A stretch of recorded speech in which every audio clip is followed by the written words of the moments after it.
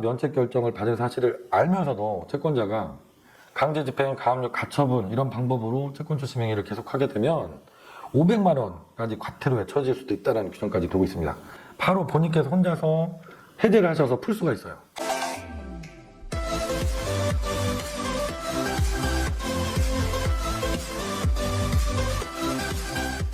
안녕하세요. 법률로 마음을 치유합니다. 법률 테라피스트 김영룡 법무사입니다.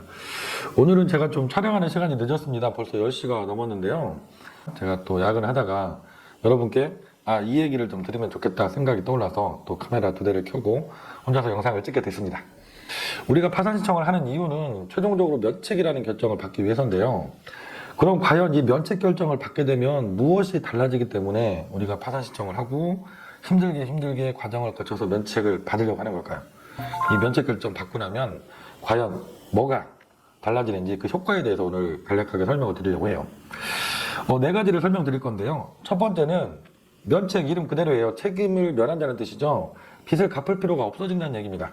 그래서 법률상 채무자가 면책받고 나면 그 이후에 채권 추심을 할 수가 없는 거죠. 법적으로 청구를 해서 강제 집행을 할 수도 없습니다. 그래서 우리 법에서는 이런 조항까지 두고 있어요. 채무자가 면책 결정을 받은 사실을 알면서도 채권자가 강제 집행, 가압류, 가처분 이런 방법으로 채권 추심 행위를 계속하게 되면 500만 원까지 과태료에 처질 수도 있다는 규정까지 두고 있습니다. 그래서 절대로 면책을 받고 나면 채권자가 추심 행위를 하시면 안 돼요. 법 조치를 통해서 강제 집행을 하시면 안 됩니다. 그리고 두 번째로 신용정보상에도 큰 변화가 일어납니다. 연체 기간이 길었던 분들은 이 신용불량자, 채무 불이행 정보가 등록되어서 고생들 많이 하시죠. 그런데 우리가 파산 면책을 받게 되면 면책 결정과 동시에 법원에서 한국신용정보원으로 통보가 나가요. 그래서 신용불량자, 채무 불이행 정보죠. 이게 다 삭제가 돼서 없어집니다.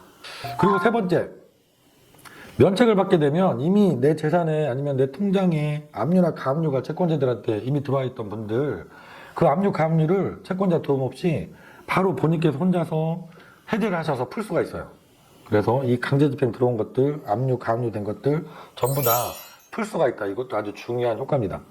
그래서 면책 결정을 받게 되면 새로운 통장을 만들어서 쓰실 수도 있겠지만 기존에 압류됐던 통장들을 해제 신청을 하셔서 풀어서 쓰시면 더 좋겠죠.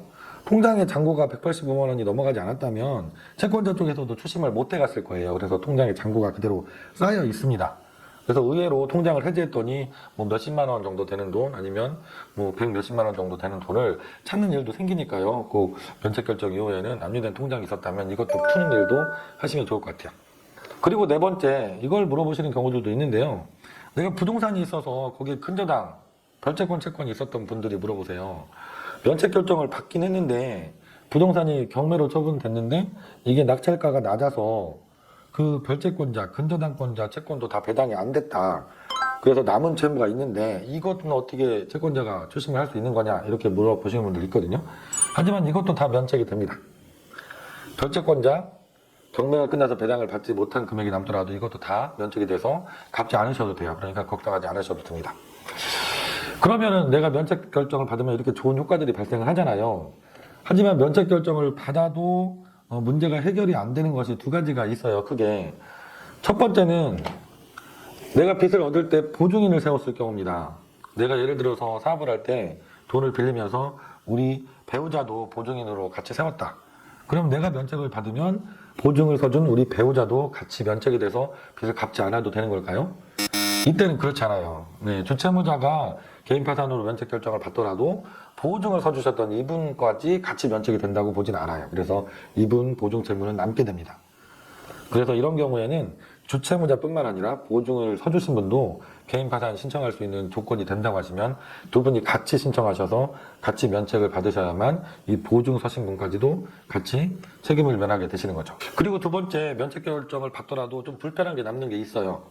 아까 제가 면책 결정의 효력 두 번째로 신용정보, 신용불량정보가 등록됐던 분들, 채무불이행정보죠. 이게 면책 결정을 받으시면 바로 다 풀린다고 했잖아요. 그런데 이 채무불이행정보가 풀리면서 동시에 새로운 정보가 올라가게 되거든요. 이게 공공정보라는 거예요. 공공정보가 면책 결정과 함께 올라가는데 이 기록이 5년간 보존이 되게 되어 있거든요. 그래서 이 기록 때문에 5년 동안은 불편함이 조금 생겨요. 신용카드 발급이 어렵습니다. 그리고 은행에서 대출 받는 것도 어렵습니다. 이 두 가지 불편함이 면책 받고 나서도 5년 동안은 따라다닌다. 이거는 기억하고 계셔야 될 것 같아요. 오늘은 면책 결정 받고 나면 어떤 변화가 생기느냐, 면책 결정의 효력은 무엇인지 말씀을 드렸습니다. 네, 다음 시간에도 여러분께 도움이 되는 좋은 정보 잘 준비해서 다시 찾아뵙도록 하겠습니다. 김영룡 법무사였습니다. 감사합니다.